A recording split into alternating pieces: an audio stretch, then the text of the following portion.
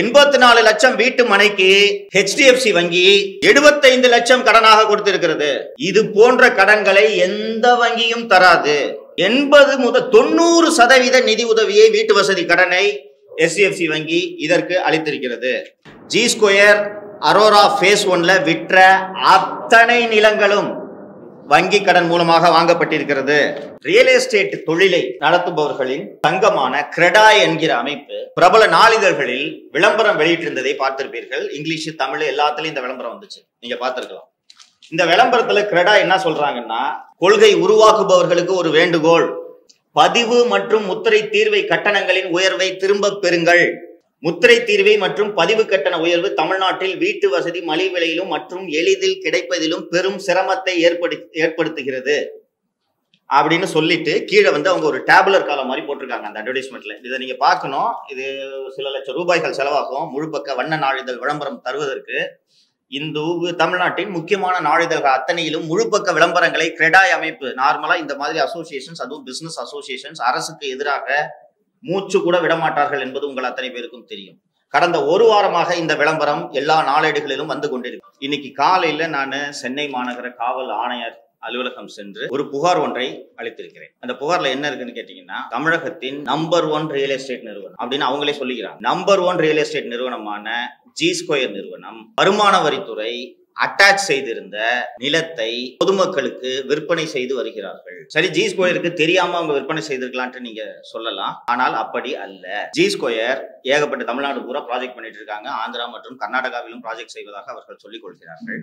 இந்த மாதம் பிப்ரவரி மாதம் 9/2/2024 அன்று ஜி ஸ்கொயர் சென்னை நாவலூரில் அரோரா ஃபேஸ் 2 என்ற திட்டத்தை லான்ச் பண்ணிருக்காங்க. அந்த ப்ராஜெக்டை லான்ச் பண்ணும்போது அவர்கள் வெளியிட்ட பத்திரிகை குறிப்பில் ஜி ஸ்கொயர் நிறுவனத்தின் உரிமையாளர் பாலா என்கிற ராமஜெயம் என்ன சொல்கிறார் என்றால், நாங்க ஏற்கனவே ஃபேஸ் 1 போட்டோம். அந்த ஃபேஸ் 1ல எல்லா பிளாட்டும் வித்து போயிடுச்சு. இப்போது இந்த ஃபேஸ் 2லயும் 1-2 பிளாட் தான் இருக்கு. நீங்கள் வேகமாக இந்த பிளாட்டுகளை வாங்கிக் கொள்ளுங்கள்னு சொல்லிட்டு முக்கியமான ஊடகங்களில் எல்லாம் அந்த பாலாவோட செய்தி குறிப்பு வெளியாகி இருக்கு. இந்த நாவலூர்ல ஃபேஸ் 2ல ஜி ஸ்கொயரோட ப்ராஜெக்ட்ல இருக்கக்கூடிய சர்வே நம்பர்கள் என்ன என்று கேட்டீர்கள் என்றால், predominantly survey numbers, 2 survey numbers 100 and 101. அந்த 100 இல்ல part 1, part 2, part 3, part A, B ன்னு சொல்லிட்டு ஏகப்பட்ட சர்வே நம்பர்ஸ் இருக்கு. இப்போ இந்த ஃபேஸ் 2லயும் சேம் சர்வே நம்பர்ஸ் தான் இருக்கு. சோ ஜி ஸ்கொயர் போடுற இந்த அரோரா ஃபேஸ் 2 லே அவுட் இதே சர்வே நம்பர் கொண்ட ப்ராப்பர்ட்டி தானா அப்படின்றதை எப்படி உறுதி செய்யறது என்று பார்த்தீர்கள் என்றால், தமிழக அரசின் ரியல் எஸ்டேட் ரெகுலேட்டரி அத்தாரிட்டி என்ற இண்டிபெண்டன்ட் பாடியில தமிழ்நாட்டில் ரியல் எஸ்டேட் டெவலப் பண்ற அத்தனை பேரும் பதிவு செய்து அவர்கள் திட்டத்துக்கு ஒப்புதல் பெற வேண்டும். ஜி ஸ்கொயர் அவ்வாறு ரெரால ரியல் எஸ்டேட் ரெகுலேட்டரி அத்தாரிட்டியில சப்மிட் பண்ணி ஒப்புதல் பெற்ற அந்த ப்ரொபோசல்ல இருக்கக்கூடிய சர்வே எண்கள் நாவலூர் கிராமம், திருப்போரூர் தாலுகா சர்வே எண்கள் 100 மற்றும் 101 ஆகிய இந்த ப்ராஜெக்ட்ஸ் தான் ரெரால ஜி ஸ்கொயர் அப்ரூவல் வாங்கியிருக்கிறாங்க. ஆமா, வருமான வரித்துறை அவர்களது 10/1/2024 நாளிட்ட உத்தரவின்படி நான் சொன்ன இந்த 100 and 101 சர்வே நம்பர்ஸை அட்டாச் பண்ணியிருக்காங்க. இதற்கான ஆதாரம் எங்கே இருக்கிறது என்று கேட்டீர்கள் என்றால், இந்த 100 மற்றும் 101 நாவலூர் கிராமத்தை சேர்ந்த சர்வே எண்களுக்கான என்கம்பரன்ஸ் சர்டிபிகேட், வில்லங்க சான்று என்று சொல்வார்கள் அல்லவா, அதை நீங்க அப்ளை பண்ணி பார்த்தீர்கள் என்றால், நான் சொல்ற இந்த 100 மற்றும் 101 சர்வே நம்பர்கள் அந்த வருமான வரித்துறையோட உத்தரவுல இருக்கு. அதே சர்வே நம்பர்களுக்கு தான் ஜி ஸ்கொயர் இந்த அரோரா ஃபேஸ் 2 ப்ராஜெக்ட்ல அப்ரூவல் வாங்கியிருக்கிறாங்க. ஸோ இப்போ டு சப்மிட் அப் இது என்னன்னு பார்த்தீங்கன்னா, வருமான வரித்துறை அட்டாச் பண்ண ஒரு ப்ராப்பர்ட்டி, அட்டாச் பண்ண டேட்டை நீங்க பார்க்கணும். 10/1/2024 10/1/2024 அட்டாச் பண்ண ப்ராப்பர்ட்டிஸ் ஜி ஸ்கொயர் நிறுவனம் எங்களுக்கு இது தெரியாதுன்னு சொல்ல முடியாது.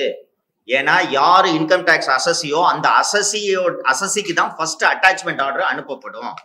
Income tax provisionally we are attaching the following immovable ப்ராப்பர்ட்டின்ற அந்த உத்தரவை முதலில் யார் இன்கம் டேக்ஸ் அசஸியோ அந்த அசஸிக்கு தான் கொடுப்பாங்க. ஜி ஸ்கொயர் நிறுவனர் பாலா என்கிற ராமஜெயத்துக்கிட்ட இந்த அசஸ்மெண்ட் ஆர்டர் கொடுக்கப்பட்டிருக்கும். அப்படி கொடுக்கப்பட்ட பிறகும் அவர் 9/2/2024 அன்னைக்கு நீங்க எல்லாரும் வாங்கிக்கங்க, சீக்கிரமா வித்து போகும், 1-2 பிளாட் தான் அவைலபிளா இருக்கு, எந்த பிளாட்டா இருந்தாலும் வாங்கிக்கங்கன்னு விற்பனை செய்கிறார். ரைட்டுங்களா? இது ஒரு போர்ஷன். கடந்த வாரம் முதல் ரியல் எஸ்டேட் தொழிலை நடத்துபவர்களின் சங்கமான கிரெடா என்கிற அமைப்பு பிரபல நாளிதழ்களில் விளம்பரம் வெளியிட்டிருந்ததை பார்த்திருப்பீர்கள். இங்கிலீஷ், தமிழ் எல்லாத்துலயும் இந்த விளம்பரம் வந்துச்சு, நீங்க பார்த்திருக்கலாம். இந்த விளம்பரத்துல கிரெடா என்ன சொல்றாங்கன்னா, கொள்கை உருவாக்குபவர்களுக்கு ஒரு வேண்டுகோள், பதிவு மற்றும் முத்திரை தீர்வை கட்டணங்களின் உயர்வை திரும்ப பெறுங்கள். முத்திரை தீர்வை மற்றும் பதிவு கட்டண உயர்வு தமிழ்நாட்டில் வீட்டு வசதி மலிவு விலையிலும் மற்றும் எளிதில் கிடைப்பதிலும் பெரும் சிரமத்தை ஏற்படுத்துகிறது அப்படின்னு சொல்லிட்டு கீழே அவங்க ஒரு டேபுலர் காலம் மாதிரி போட்டிருக்காங்க அந்த அட்வர்டைஸ்மெண்ட்ல. இதை நீங்க பார்க்கணும். இது சில லட்சம் ரூபாய்கள் செலவாகும் முழு பக்க வண்ண நாளிதழ் விளம்பரம் தருவதற்கு. இந்த தமிழ்நாட்டின் முக்கியமான நாளிதழ்கள் அத்தனையிலும் முழு பக்க விளம்பரங்களை கிரெடா அமைப்பு, நார்மலா இந்த மாதிரி அசோசியேஷன்ஸ், அதுவும் பிசினஸ் அசோசியேஷன்ஸ் அரசுக்கு எதிராக மூச்சு கூட விடமாட்டார்கள் என்பது உங்கள் அத்தனை பேருக்கும் தெரியும். கடந்த ஒரு வாரமாக இந்த விளம்பரம் எல்லா நாளேடுகளிலும் வந்து கொண்டிருக்கிறது. அதுல அவங்க கீழே சொல்றாங்க பாருங்க, கவர்மெண்ட் ரிவைஸ் பண்ண ரேட் என்னன்றதை இந்த விளம்பரத்திலே போட்டிருக்காங்க. 50 லட்சத்திற்கும் குறைவான அடுக்குமாடி குடியிருப்புக்கு 31/3/2023 அன்று உள்ளபடி பதிவு கட்டணம் 1.28 லட்சம். 31/12/2023 கடந்த ஆண்டு டிசம்பர் அன்று 1.28 லட்சமாக இருந்த அந்த பதிவு கட்டணம் 2.91 லட்சமாக உயர்ந்திருக்கிறது. ஏறக்குறைய 1 லட்சம் கூட்டப்பட்டிருக்கிறது. இதன் அதிகரிப்பு, இந்த பர்சன்டேஜ் எவ்வளவு அதிகரித்திருக்கிறது என்று நீங்கள் பார்த்தீர்கள் என்றால், தமிழக அரசு 8 மாதங்களில் 126.44% பதிவு கட்டணம் மற்றும் முத்திரை கட்டணங்களை அதிகரித்திருக்கிறது. அதே போல இப்ப நான் சொன்னது, இந்த 1.28 லட்சம் சொன்னது 50 லட்சத்திற்கும் குறைவான அடுக்குமாடி குடியிருப்புகள். 50 லட்சத்துக்கு 50 லட்சம் முதல் 3 கோடி வரை உள்ள அடுக்குமாடி குடியிருப்புகளுக்கு ஏற்கனவே 31/3/2023 அன்று இருந்த பழைய பதிவு கட்டணம் 8.07 லட்சம். இந்த பதிவு கட்டணத்தை திமுக அரசு 8லிருந்து 18.17 லட்சமாக உயர்த்தி இருக்கிறது. நீங்க நல்லா கவனிக்கணும். 8 லட்சம் எங்க இருக்கு, 18.17 லட்சமாக இது அதிகரித்திருக்கிறது. அதே போல 3 கோடிக்கு மேலே இருக்கக்கூடிய அடுக்குமாடி குடியிருப்புகளுக்கான கட்டணம் மார்ச் 12, 2023 அன்று 15.77 லட்சம் இருக்கிறது. இந்த கட்டணமானது தமிழக அரசு, திமுக அரசு ரிவைஸ் பண்ணதுக்கு பிறகு கிட்டத்தட்ட 40 லட்சமாக அதிகரித்திருக்கிறது. நன்றாக கவனித்து பாருங்கள். 15.77 லட்சம் எங்க இருக்கு, 39.24 லட்சம் எங்க இருக்கு. இதோட அதிகரிப்பு சதவிகிதம் எவ்வளவுன்னு பாத்தீங்கன்னா 148% வரை இந்த பதிவு கட்டணம் மற்றும் முத்திரை கட்டணம் அதிகரித்து. இப்போ நான் மீண்டும் சொல்றேன், இந்த ஒரு தனியார் அமைப்புகள், பிசினஸ் அமைப்புகள், ரியல் எஸ்டேட்டில் குறிப்பாக இருக்கக்கூடிய அமைப்புகள் அரசாங்கத்துக்கு எதிராக ஒரு வார்த்தை பேச மாட்டார்கள். சோ கிரெடா அமைப்பு வெளிப்படையாக விளம்பரமே தருகிறது என்றால் எந்த அளவுக்கு மூச்சு முட்டும் நெருக்கடியில் ரியல் எஸ்டேட் தொழில் சிக்கி தவிக்கிறது. சரி, திராவிட அரசு இது போன்ற பல்வேறு திட்டங்களை செயல்படுத்தி வருகிறது. திராவிட அரசில்தான் கடந்த 3 ஆண்டுகளில் மட்டும் 4 முறை பதிவு கட்டணம் உயர்த்தப்பட்டிருக்கிறது என்பதை நீங்கள் அனைவரும் அறிவீர்கள். நேற்று கூட முத்திரை கட்டணம் மற்றும் பதிவு கட்டணம் அதிகரிப்பது தொடர்பான வழக்கு ஒன்று சென்னை உயர்நீதிமன்றத்தில் விசாரணைக்கு வந்தது. தனி நீதிபதி ஒருவர் தமிழக அரசு தான் தோன்றித்தனமாக உயர்த்திய பதிவு மற்றும் முத்திரை கட்டணத்திற்கு தடை விதித்தார். அப்படி விதிக்கப்பட்ட தடைக்கு எதிராக தமிழக அரசு மேல்முறையீடு செய்து நேற்று ஒரு டிவிஷன் பெஞ்சில் அதற்கு தடை உத்தரவு பெற்றிருக்கிறார்கள். அதாவது எளிமைப்படுத்தி சொல்ல வேண்டும் என்றால், தமிழகத்தில் ரியல் எஸ்டேட்டோட விலை கண்ணா பின்னாவென்று உயர்ந்திருக்கிறது. இப்போ நான் ஏற்கனவே அந்த அரோரா ஃபேஸ் 2ல பிரஸ் ரிலீஸ் கொடுக்கும்போது அவர் பாலா என்கிற ராமஜெயம், ஃபேஸ் 1ல நாங்க போட்ட எல்லா ப்ராப்பர்ட்டியும் வித்து போச்சு, 1-2 பிளாட் தான் இருக்கு, வாங்கிக்கிங்கன்னா உங்களுக்கு கிடைக்காது அப்படின்னு சொல்லியிருக்காருன்னு பார்த்தோம். ஃபேஸ் 1ல, அதுவும் நாவலூர் தான், திருப்பூர் தாலுகா தான். ஃபேஸ் 1ல ஜி ஸ்கொயர் ஒரு 50லேருந்து 60 ஏக்கர் நிலத்தை மொத்தமாக வாங்கி இருக்கிறார்கள். மொத்தமாக வாங்கி அதை தான் ஜி ஸ்கொயர் லேஅவுட் போட்டு ரீட்டைலர்ஸ்க்கு விற்கிறாங்க. சரி, ஜி ஸ்கொயர் இந்த நிலத்தை, அந்த நாவலூர்ல இருக்க அந்த நிலத்தை மொத்தமாக யாரிடமிருந்து வாங்கினார்கள் என்று பார்த்தீர்கள் என்றால், ETA Ascon trust for education and welfare இந்த இடிஏ என்ற பெயரை நீங்கள் கேள்விப்பட்டிருக்கலாம். இப்போது இல்ல, 1960களிலேயே கேள்விப்பட்டிருக்கலாம். இடிஏ ஸ்டார் குழுமத்தோடு திராவிட முன்னேற்ற கழகத்தின் தொடர்பு என்பது மிக மிக நெருக்கமானது. அந்த காலத்திலேயே கருணாநிதி மணி லாண்டரிங் பண்றதுக்கு இடிஏ நிறுவனம் உதவி இருக்கிறது. முதலாக திரைப்படத்தில் நடிக்கக்கூடிய ஹீரோவான கருணாநிதியின் மகன் திரு மூக்க முத்து நடித்த பிள்ளையோ பிள்ளை என்ற படத்தை ஒரு சூப்பர் ஸ்டாரோட படத்தை விலைக்கு வாங்குற மாதிரி அப்போ பல லட்சம் இருக்கும், பல லட்சம் ரூபாய்க்கு இடிஏ ஸ்டார் விலை கொடுத்து வாங்கியது அந்த படத்தை டிஸ்ட்ரிபியூஷன். அப்போது சர்க்காரியா கமிஷனில் இந்த விவகாரம் விசாரணைக்கு வந்த போது அவங்க இடிஏ கிட்ட கேட்கறாங்க, ஏங்க ஒரு புது ஆக்டர் அந்த படம் ஓடுமா கூடாதுன்னு தெரியாது, எப்படி இதை வாங்கினீங்கன்னா? அவரை பார்க்கும் போதே எங்களுக்கு இவர் மிகப்பெரிய ஹீரோவாக வருவார் என்று தெரிந்ததால் அதிக விலை கொடுத்து இந்த படத்தை வாங்கினோம் என்று சொன்னார்கள். ஆக இடிஏ குழுமத்துக்கும் திராவிட முன்னேற்ற கழகத்துக்குமான தொடர்பு 50 ஆண்டு காலத்திற்கும் அதிகமான தொடர்பு. 2006 திமுக ஆட்சியில் கலைஞர் மருத்துவ காப்பீட்டு திட்டம் என்ற ஒரு திட்டம் அறிமுகப்படுத்தப்பட்டது. அந்த திட்டத்துக்கான அந்த மெடிக்கல் இன்சூரன்ஸ், மெடிக்ளைம் இன்சூரன்ஸ், அந்த திட்டத்துக்கான ஒப்பந்தம் யாரிடம் சென்றது என்று கேட்டீர்கள் என்றால் இடிஏ ஸ்டார் குழுமத்திற்கு தான் சென்றது.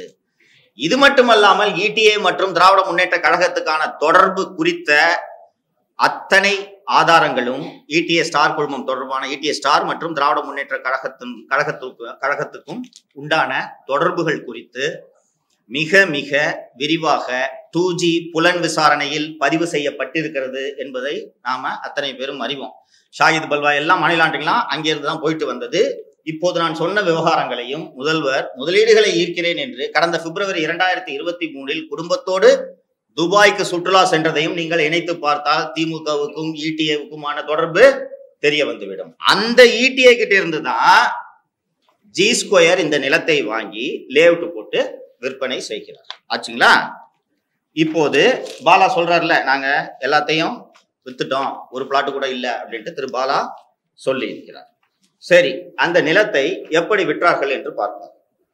உங்கள பலருக்கு வீடு வாங்கின, சிலருக்கு வீடு வாங்கின, வீட்டு மனைகள் வாங்கின அனுபவங்கள் இருக்கலாம். வங்கிகள் வீடுகளுக்கு வீடு அல்லது வீட்டு மனை வாங்க கடன் கொடுக்கும் போது இருவேறு அளவீடுகளை வைத்திருப்பார்கள். வீடு வாங்குவதற்கான நிதி உதவி கடன், வீட்டு வசதி கடன், அதாவது ஹவுசிங் லோனு, பிளாட் வாங்கினீங்கன்னா அரௌண்ட் 70 to 80%, அரௌண்ட் 80% ஃபண்டு பண்ணுவாங்க. கையில இருந்து நம்ம டவுன் பேமெண்ட் 10% 20% போட்டால் போதும். ஏன் அடுக்குமாடி குடியிருப்புகள் மற்றும் வீடுகளுக்கு வங்கிகள் கூடுதலாக கடன் தருகிறார்கள் என்றால், அந்த ப்ராப்பர்ட்டி இம்மிடியட்டா இன்கம் ஈல்டு பண்ணும். நீங்க இப்போ ஒரு பிளாட் வாங்குறீங்க, அதை வாங்கி வாடகை விட்டீங்கன்னா அதுல இருந்து உங்களுக்கு ஒரு வருமானம் வரும். ஆனால் வீட்டு மனைகள் எந்த வருமானத்தையும் ஈட்டி தராது. அதனால் வங்கிகள் எப்போதுமே வீட்டு மனை வாங்குவதற்கு 60% மேல், அதிகபட்சம் 65% தருவாங்க. 60% மேல் எந்த வங்கியும் வீட்டு மனை வாங்க வீட்டு கடன் தராது. இப்போ அந்த திருப்போரூர் தாலுகா நாவலூரில் அரோரா ஃபேஸ் 1ல எல்லா பிளாட்டும் வித்துடுச்சுன்னு சொல்லிட்டு ஜி ஸ்கொயர் பாலா என்கிற ராமஜெயம் சொல்லியிருக்கிறார் என்பதை நாம பார்த்திருக்கோம். இப்ப அதை எப்படி வித்தாங்க அப்படின்னு பார்ப்போம். கிருபாகரன் முருகேசன் என்பவர் ஜி ஸ்கொயர்ல 1687 சதுரடி மனை வாங்கி இருக்கிறார். அந்த மனையோட மதிப்பு 84.39 லட்சம். இந்த 84 லட்சம் தான் அந்த மனையோட ஒட்டுமொத்த விலை.